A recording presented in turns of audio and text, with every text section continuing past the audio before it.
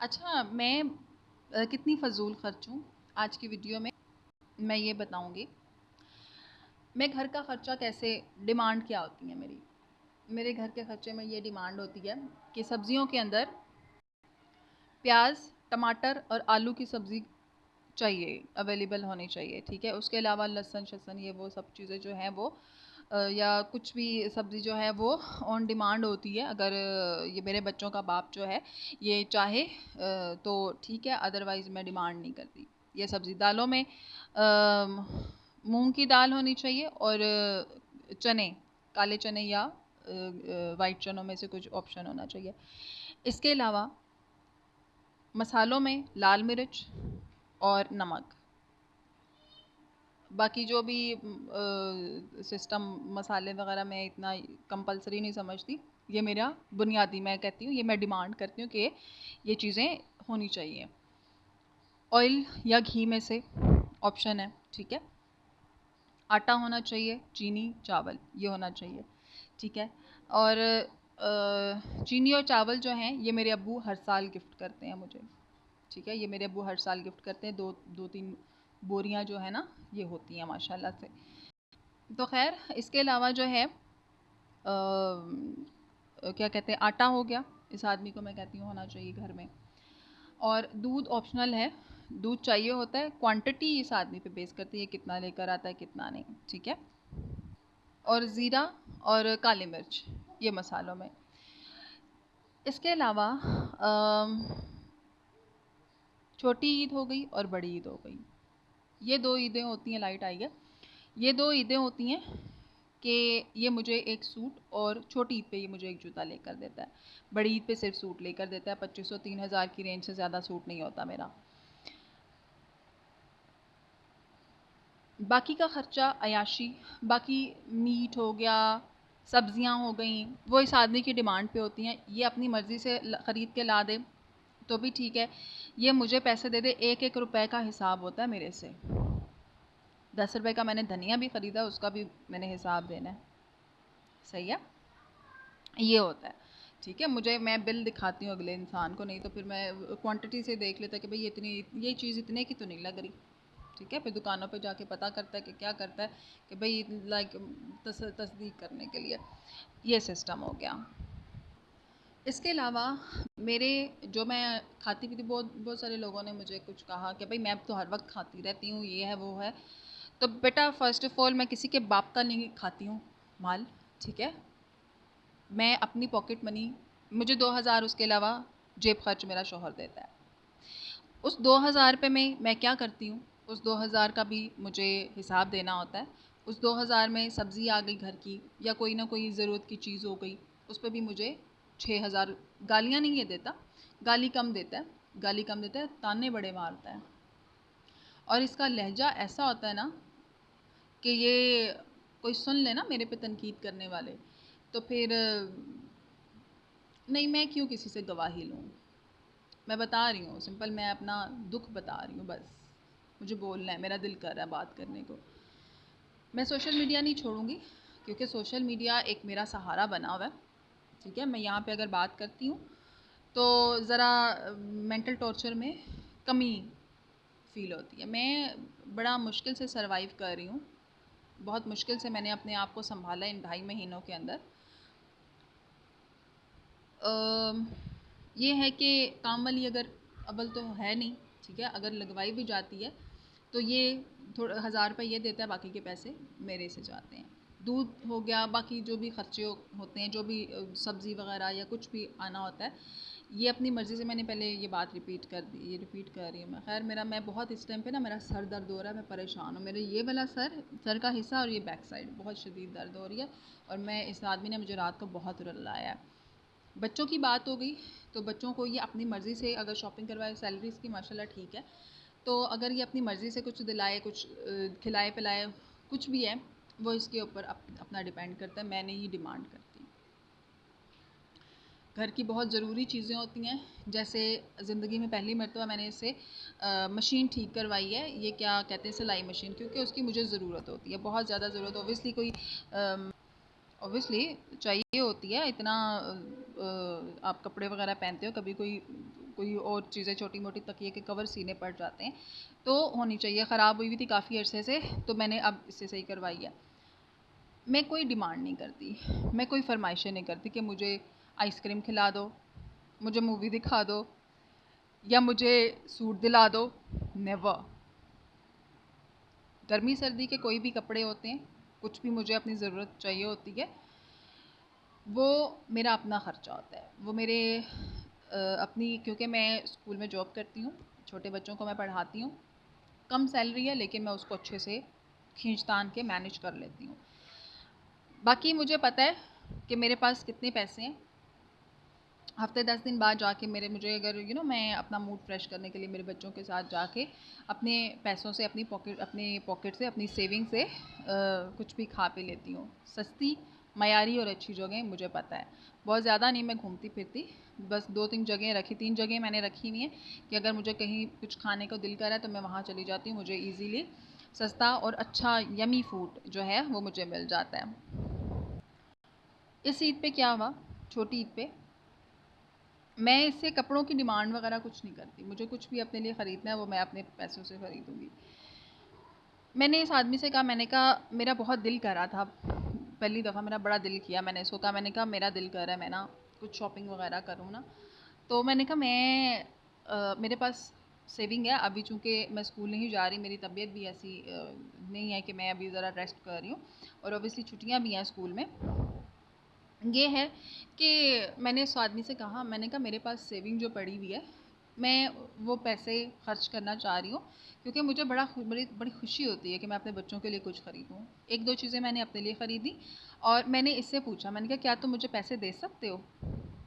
पहली दफ़ा मैंने इससे ज़िंदगी में कहा, आराम से मैंने इससे पूछा, इजाज़त ली। इससे कहा हाँ हाँ ठीक है तुम खर्च कर लो। मैंने कहा चलो ठीक है। मैं गई अगले दिन और मैंने जो ज़रूरी चीज़ें थी मैंने ख़रीद ली। जब मैंने इसको लिस्ट दिखाई, मैंने कहा मेरा इतना इतना ख़र्चा हुआ है, तो मुझे कब तक पैसे दोगे? इस आदमी ने मुझे कहा, कौन से पैसे? मैंने कहा था, और तुमने भी कहा था, मैंने डिमांड नहीं की थी, मैंने सिर्फ पूछा था। इसने बड़ी खुशी से, बड़ा खुश होके कि हाँ हाँ ठीक है कोई मसला नहीं है। मेरे तो रंग उड़ गए। मैंने कहा मेरे ये 3-4 महीनों की जो खींचतान के मैंने अपने चलना था, वो तो पैसे मेरे खर्च हो गए हैं। उसमें ये था कि मैं अपने गर्मियों के जो 4 अदद सूट बनाती हूँ वो नहीं बनेंगे।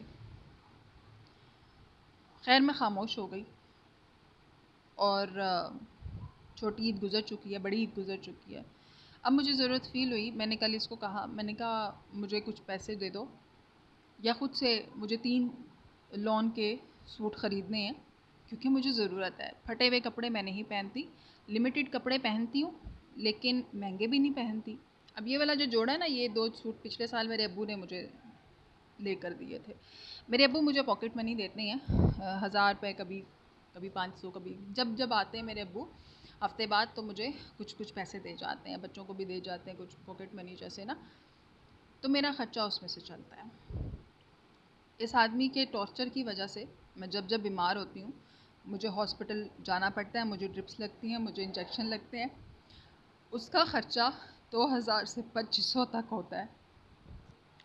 ठीक है, वो ख़र्चा कौन करता है? मैंने इसको कहा, मैंने कहा मुझे इतने पैसे दे दो कि मेरी तबीयत ख़राब हो, मैं हॉस्पिटल जाके अपना ट्रीटमेंट करवा लूँ, और वो भी इसके अपने पॉकेट में से नहीं जाते। इसके ऑफिस में वो एक बना हुआ है, मेरे दोनों बच्चे सी सेक्शन से हुए हैं, इसके ऑफिस वाले ख़र्चा, इससे जहाँ जहाँ जॉब करता है इसको मेडिकल की फैसिलिटी मिलती है। इस आदमी ने मुझे कहा अपना इलाज जो भी करवाना खुद करवाओ।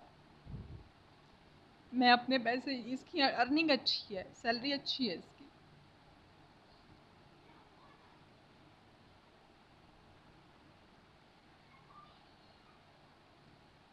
मैंने कहा मुझे तंगी होती है, मेरी कल से तबीयत ख़राब है, कल से मैं हॉस्पिटल नहीं गई, मुझे हॉस्पिटल जाने की ज़रूरत भी नहीं है। ये आदमी मुझे ताने ना दे, ये आदमी मुझे तंग ना करे, मुझे हॉस्पिटल जाने की क्या ज़रूरत है? मैं वो रिश्ता भी नहीं मांगती मैं उस रिश्ते की भी अब डिमांड नहीं करती जिस रिश्ते की वजह से इंसान शादियां करता है। नहीं ऐसा कुछ, मैं बिगड़ भी नहीं सकती।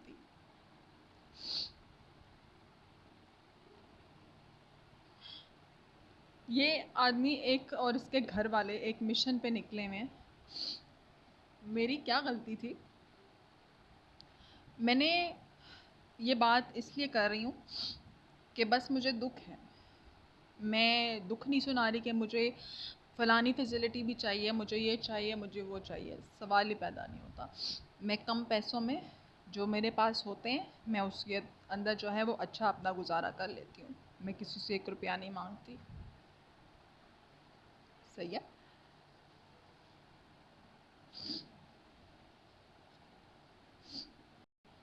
इस इंसान को शादी नहीं करनी थी।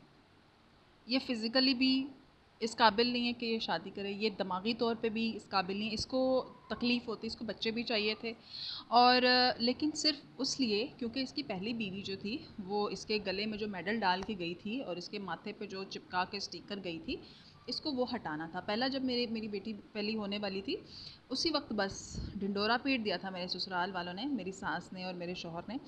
और मेरी सास जो थी उसने टारगेट बनाया हुआ था। मैं नहीं गई, मैंने डाइवोर्स, बहुत लड़ाइयाँ, बहुत कुछ हुआ, लेकिन उस वक्त मैं बड़ी इनोसेंट होती थी। लेकिन मैंने खुदा पे छोड़ा हुआ था। क्या कुछ तुम लोगों ने नहीं किया है? बहुत गंदा इन लोगों ने मेरे साथ सलूक रखा।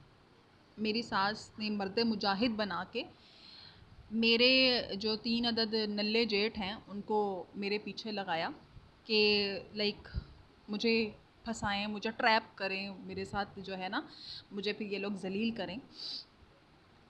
बहुत सारे लोग जो हैं वो इस बात को इस तरह से लेंगे कि हो ये कोई बात है करने वाली। क्यों? ये लोग शराफत का लिबादा ओढ़ के बैठे हुए हैं, उम्रे करने जा रहे हैं, हज करने जा रहे हैं। इनकी इबादतें जमात के बगैर, जमात जारी हो, गुजर रही हो, मेरे शोहर का 1 मिनट ऊपर हो जाए, ये घर में ऐसा ऐसा दंगा, ऐसा फसाद मचाता है ना कि मैं बता नहीं सकती। मैं पागल होने वाली हो जाती हूँ। मैं कहती हूँ ये मेरे बच्चों के ऊपर चिल्लाता है, ये मेरे ऊपर चिल्लाता है कि मेरी तो जमात जा रही है। रिश्वत दे रहे हो खुदा को इबादत करके। उसी का कहा तुम लोग मानते नहीं हो। ऐसे ही है ना, ऐसे है। तो लोग कहेंगे कि हो समीना तो ऐसे अपने भेद खोले। जिन लोगों को बगैरतियाँ करते हुए शर्म नहीं आती, करते हुए, एक्ट करते हुए रियल में, मुझे सिर्फ बताने में क्या क्यों शर्म आए। सही है। मैंने 6 साल उस भूत बंगले में गुजारे हैं। मैं कुछ टाइम पे कुछ कुछ कभी कभी मैं 10 बातें ये लोग करते थे ना, मैं एक बात का जवाब देती थी, इनकी चीखें निकल जाती थी। ये लोग इतना बदतमीज़ी करते थे, ये मेरे बाप से हाथ जुड़वा लेते थे। लेकिन फिर भी मैंने गुजारा किया, मैं रहती रही हूँ। बहुत अप्स एंड डाउन्स, बहुत गंदे हालात भी मैंने देख लिए, लेकिन मैं रहती रही क्योंकि मेरे पास कोई सपोर्ट नहीं थी। मैं वापस अपने घर भी जाती। ओबियसली मेरे अब्बू का घर कितना हुआ और मेरी माशाल्लाह भाभियाँ, वो अपने बच्चों को और अपने आप को नहीं संभाल सकती, तो उन्होंने मुझे देख के तो वैसे ही मतलब मेरा पहले से बैन किया हुआ है भाई कि भाई समीना तो हमारे घर में ना आए। हमारा घर नहीं, उस घर में मेरा भी हिस्सा है। शरई तौर पे हिस्सा लूँगी मैं बेटा, तुम लोग घर बेचो तो सही। पहले मैं सोचती थी कि मैं इस घर में आती रहती हूँ, ठीक है, आके अपना बच्चों का और अपना ख्याल भी खुद रखती हूँ, बल्कि दूसरों को भी पका के सफाइयाँ करके दे रही हूँ, तो कोई बात नहीं, मैंने कभी हिस्सा नहीं लेना। लेकिन ना, तुम लोग घर बेचो तो सही। उस घर की कीमत ज़्यादा नहीं होगी, लाइक कोई 5-6 लाख रुपए मेरे हिस्से पे सिर्फ आएगा। 3 हिस्से होंगे, ठीक है। और रेंटों पे फिर जाओ या जहाँ मर्ज़ी जाओ मेरी बला से, लेकिन मैं अपना बेटा पैसा लूँगी ज़रूर। तुम लोग घर बेचो। बेचने पे ये लोग हैं आजकल, काफ़ी अरसे से बेचना चाह रहे हैं, लेकिन उस घर के हालात बड़े खस्ता हैं। मेरे होते हुए घर साफ़ सुथरा रहता था, अब माशाल्लाह 2-2 निठल्ली निकम्मी औरतें उस घर में रहती हैं। और खैर जो भी है वो उनका अपना मामला है, लेकिन मुझे तो ना तंग किया करे ना कोई। एनी हाउ, मैं अपना थोड़ा सा बात करके तो वाइंड अप करती हूँ। मैं अपने ससुराल वालों के दिल में जाने के लिए, मेरे दिमाग की हालत इन लोगों ने ऐसे कर दी, मैं अपने सेंस में थी, लेकिन मैं अपने घर वालों को कुछ बताती थी, वो लोग उल्टा मुझे कभी समझाने बैठ जाएं, नहीं तुम ऐसे करो, वो बड़े हैं, वो बात सुने, ये है वो है। ये 10 लोग होते थे, 10-12 लोग थे मुझे टॉर्चर करने वाले, और पूरे घर में मैं एक अकेली होती थी। ये इनके बच्चे भी लगे होते थे मुझे तंग करने। एट दी एंड 2 साल पहले जब मैं बताती ना मैं अपने लोगों से बातें करती थी, तो मतलब फ़ोन ऐसे कैमरा ऑन करके, उन्हीं दिनों में ये हुआ कि मेरे बाल इतने थे ना अच्छे, मैंने अपने आप को सही रखा हुआ था, मैंने अपने बाल काट लिए, मैंने इतने कर लिए। मैं अपने ससुराल वालों के सामने जाके खड़ी हुई, इन लोगों ने जो बदतमीज़ियाँ की, फिर मजाक उड़ाया मेरा, ये क्या बनी हुई, ये है वो है। मैंने बाल इतने कर लिए अपने, मैं काटते काटते मैंने अपने पूरे बाल काट लिए। मैं किसी तरह से इन लोगों को अच्छी लगूं, इन लोगों ने मेरे साथ वो कर छोड़ा ना, मैं बता नहीं सकती। मैंने अपनी आई लैशेस काट ली, मैं इनको किसी सूरत में तो अच्छी लगूं, ये मुझे तंग ना करें।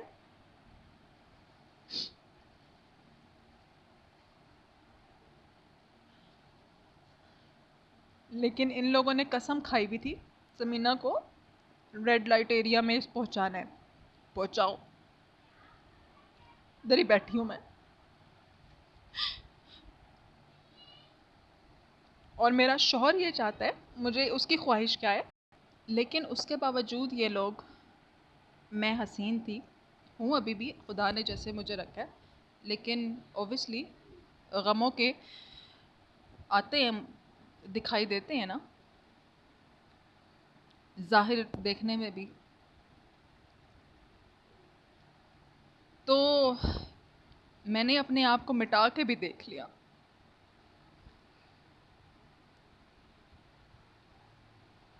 लेकिन इन लोगों ने मुझे टॉर्चर करना नहीं छोड़ा। मेरी सास ने ना मेरा जेवर चोरी किया, मेरे सारे ससुराल वालों ने, ये आर्टिफिशियल है।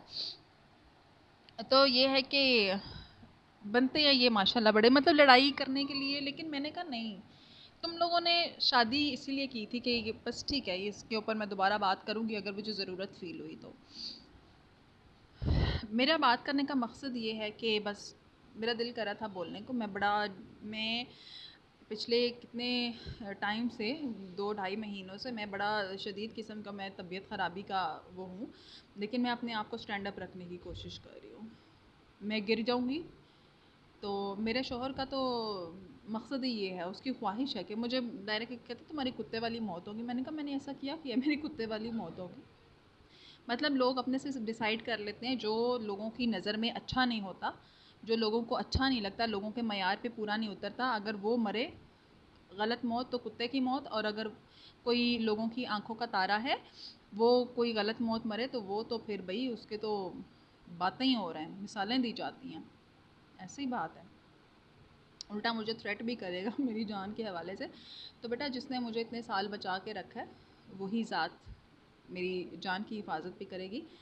तो एनी हाउ बस ठीक है, मेरा दिल किया बात करने को तो मैंने कह दी, बस बहुत दिल अजीब सा मेरा हुआ है।